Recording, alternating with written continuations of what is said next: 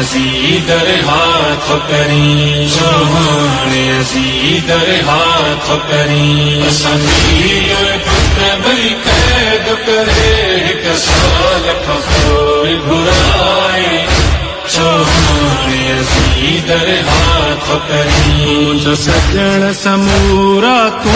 ज़ालिम बेडोही कत्ल कराए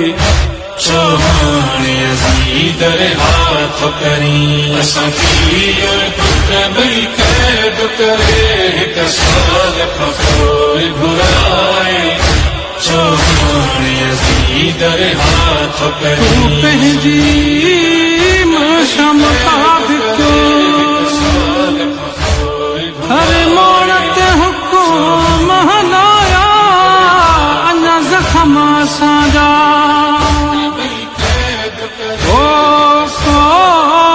छुटा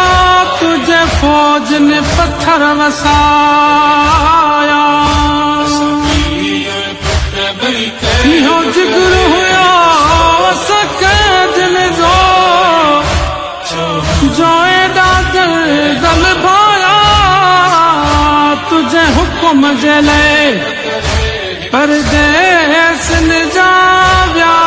सारा ख़ैम जलाया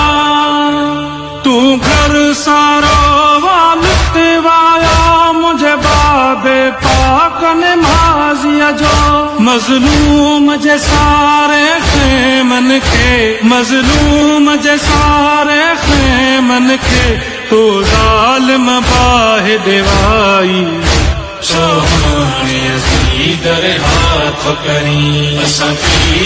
पुत्र भई कैद करे हिक साल खफोई घुराए चौहान अज़ीदर हाथ करी तू मिल्थ करी तो यज़ीद मूंखे चयो रोज़ सजाद महावी तुझे सारे सिपाह जो ओ पाणीअ में मुझी भेण सकीना रोआरी तुझे साम्हूं हिते ज़ैनब जी सिर नंगे थी निर्वारी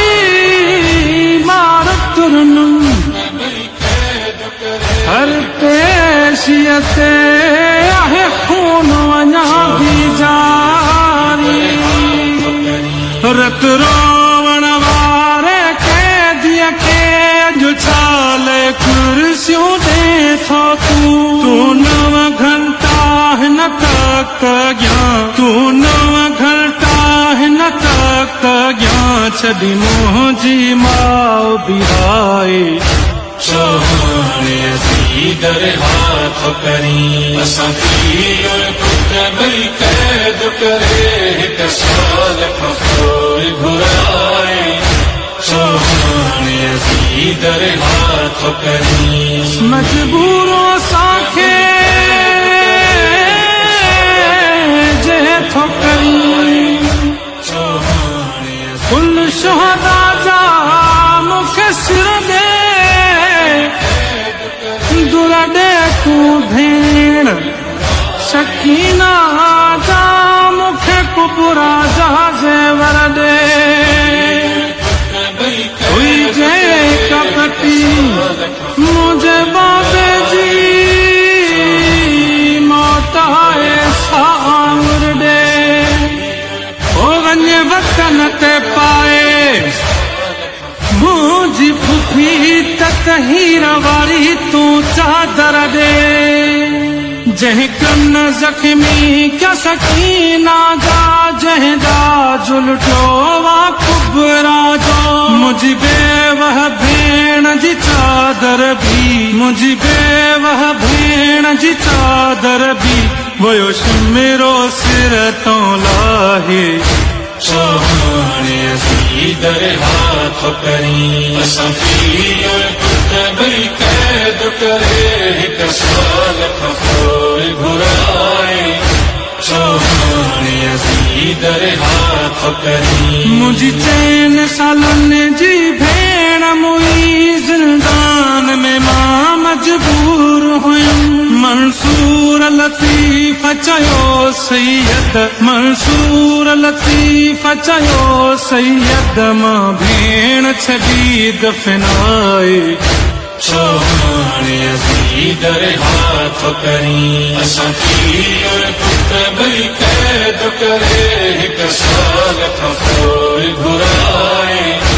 सोहाणे यज़ीद रिहा थो करीं असां पीउ पुट ॿई क़ैद करे हिक साल खां पोइ घुराए सोहाणे यज़ीद रिहा थो करीं सोहाणे यज़ीद रिहा थो करीं सोहाणे यज़ीद रिहा थो करीं